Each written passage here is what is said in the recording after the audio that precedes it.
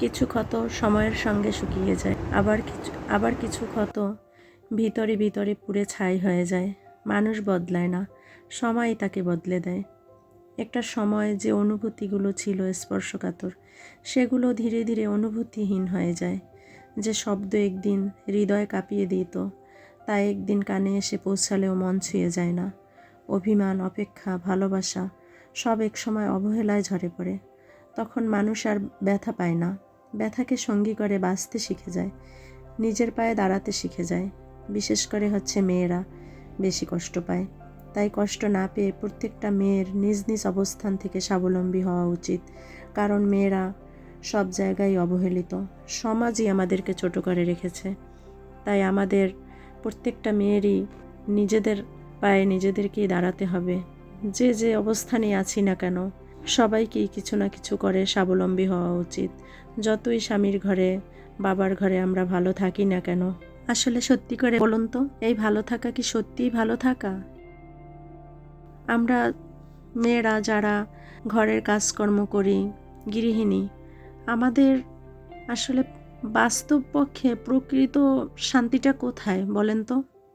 আমার তো মনে হয় যে কোনো শান্তি এটা শান্তি না।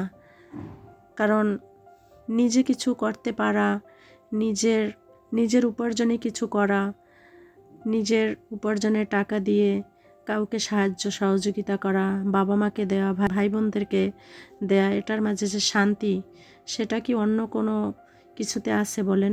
স্বামীর সংসার থেকে যদি আমি হাজারও দিই, তারপরও কি সেই দেওয়াতে আমার মন ভরে বলুন তো? আমার তো মনে হয় না। আমার যেরকম অন্যান্য আরও 10টা মেয়েরও এরকমের। যতই স্বামী ভালো হোক, তারপরও মন কিন্তু ছোট থেকেই যায়। তাই আমি মনে করি প্রত্যেকটা মেয়েরই নিজ নিজ অবস্থান থেকে কিছু না কিছু করে স্বাবলম্বী হওয়া উচিত। এটা আগে বুঝতাম না, এখন বুঝতে পারতেছি। যারা চাকরি করে তারা তো হয়তো নিজে চাইলেই কিছু করতে পারে, আর আমরা যারা কিছু করি না, ঘরের কাজকর্ম করি, এগুলো কারো চোখেও পড়ে না। যতই কাজ করি, যত যাই করি, এগুলো বলে কি করো সারাদিন এমন কাজ, এগুলো কারোই চোখে পড়ে না। যত যাই করি, ছেলে মেয়ে মানুষ করি, এমন একটা সময় আসবে যেই ছেলে মেয়েরাও বলবে, কি করেছো সারা জীবনভর? এই সংসারই তো করেছো, সংসার তোমাকে কি দিয়েছে? আসলে তো বাস্তব কথাই, সংসার আমাদেরকে কি দেবে? কিছুই দেবে না। হয়তো একটু শান্তি, যে ঘরে বসে থাকতেছি, বাহিরে বের হতে হচ্ছে না। বাহিরে বের না হয়েও তো আমরা অনেক কিছু করতে পারি।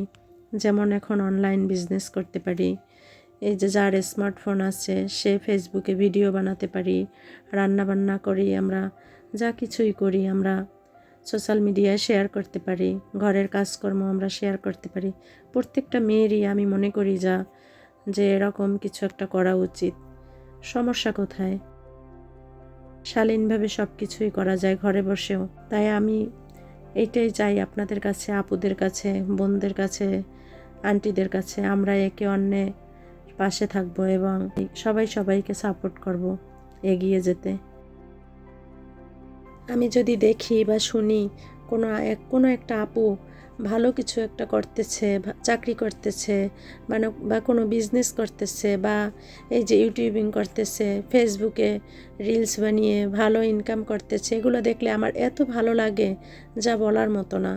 আমি অনেক আগে থেকেই চেষ্টা করেছি, করোনার সময় থেকে আমি ভিডিও বানিয়েছি, কিন্তু আমার চ্যানেলটা নষ্ট হয়ে গেছে। তারপর আবার অনেক দিন করিনি, এখন আবার মেয়ের সাপোর্টে আবার ভিডিও বানানো শুরু করেছি। জানি না আমি সফলতা পাবো কি না, তারপরও চেষ্টা করে যাব। চেষ্টা করলে আল্লাহ একদিন ঠিকই সফলতা দান করেন। আর যদি নাও পারি, তবুও মনে এতটুকু সান্ত্বনা তো থাকবে যে আমি চেষ্টা করছি, পারি নাই। অন্যের সফলতায় আমার অনেক ভালো লাগে, দেখে অনেক মনে আনন্দ পাই যে এই আপুটা কত ভালো করতেছে। অনেক মানুষ আছে যে অন্যের ভালো দেখলে, সুখ দেখলে হিংসা করে, হিংসা হয়, কিন্তু আমার এরকমটা হয় না। আমি চাই সবাই ভালো থাকুক, আমার আত্মীয় স্বজন যারা আছে, যত মানুষ আছে পৃথিবীতে, সবাই ভালো থাকুক, সুখে থাকুক। কোনো একটা কষ্ট, কারো যদি কষ্টের দিক বা কোনো একটা দুঃসংবাদ শুনি, আমার মনটা এত খারাপ হয়ে যায় যা কাউকে বলে বোঝাতে পারবো না। সব সময় সবার ভালো চাই, সবাইকে আল্লাহ ভালো রাখুক। আজ অনেক কথাই বলে ফেলেছি। আমার কথাগুলো যদি আপনাদের ভালো লেগে থাকে তাহলে কমেন্ট করে জানাবেন। আর যদি কোনো ভুল ত্রুটি হয়ে থাকে তাহলেও ক্ষমা সুন্দর দৃষ্টিতে দেখবেন। কথার মাঝে তো আমি ভুলেই গিয়েছি। আপনারা সবাই কেমন আছেন? আশা করছি ভালোই আছেন। আলহামদুলিল্লাহ, আমরাও ভালো আছি। কথা বলতে বলতে আমি অনেক কিছুই শেয়ার করে ফেললাম। আজকে আব্দুল্লাহকে মাদ্রাসা থেকে আনার সময় সুপার শপ থেকে কিছু বাজার এনেছিলাম, সেইগুলো, তারপর দুপুরে রান্না অল্প একটু শেয়ার করলাম।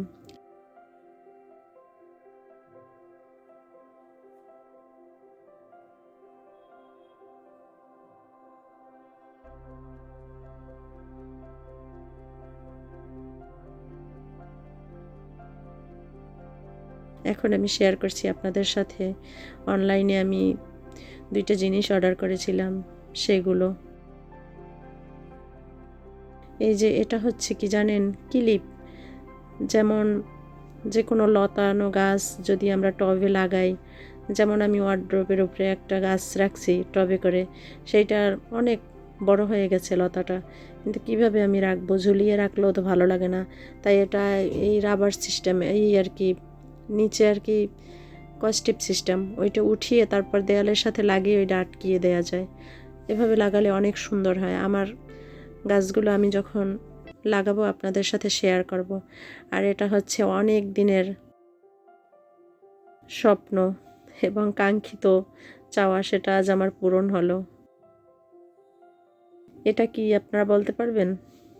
অবশ্যই এখনই বলতেছি, এক নজরে কোরআন, মিজানুর রহমান আজহারীর। এই কোরআনের, এটা হচ্ছে কোরআনের বঙ্গ অনুবাদ, এবং কোরআনের 114টি সূরা কোথায় কোন সময় নাজিল হয়েছে, কিভাবে কি হয়েছে, এগুলো সব কিছু মিজানুর রহমান আজহারী নিজ হাতে এটা লিখেছেন এবং সব কিছু সুন্দরভাবে উপস্থাপন করেছেন। আর এটা হচ্ছে আজহারী সাহেবের নিজ হাতে লেখা চিঠি। যারা যারা অনলাইন থেকে কিনবে তাদের প্রত্যেককে এক একটা করে কপি দেওয়া হয়। এই কোরআনের তাফসির বের হওয়ার পরেই আমার মন থেকেই আমি চেয়েছিলাম যেটা আমি কিনবো। তাই অনেক দিন ধরে অপেক্ষায় ছিলাম, কিনবো। আজ আমি নিজের হাতে পেয়ে গেছি, আলহামদুলিল্লাহ। এটা প্রত্যেকটা মুসলমানের ঘরেই থাকা উচিত, নারী পুরুষ সবার কাছে। আমি চাই আপনারাও সবাই কিনবেন এবং বেশি বেশি বই পড়বেন, সব কিছু জানতে পারবেন। আল্লাহর সৃষ্টির নিয়ামত। আল্লাহ সবাইকে ভালো রাখুক এবং এক নজরে কোরআন পড়ার তৌফিক দিক।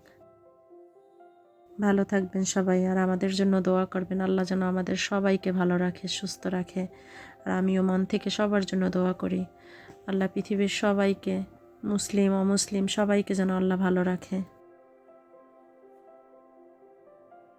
এই যে আমি কোরআনের তাফসিরটা খুলে দেখাচ্ছি। অনেক সুন্দর হার্ড কভার, এবং যে ভিতরের এগুলো লেখা, তারপরে এই বাইন্ডিং অনেক সুন্দর হয়েছে। যখন অর্ডার করেছিলাম ভাবছিলাম অনলাইন থেকে কিনতেছি ভালো হবে নাকি, কিন্তু না, অরিজিনাল কপি দিয়েছে, আলহামদুলিল্লাহ।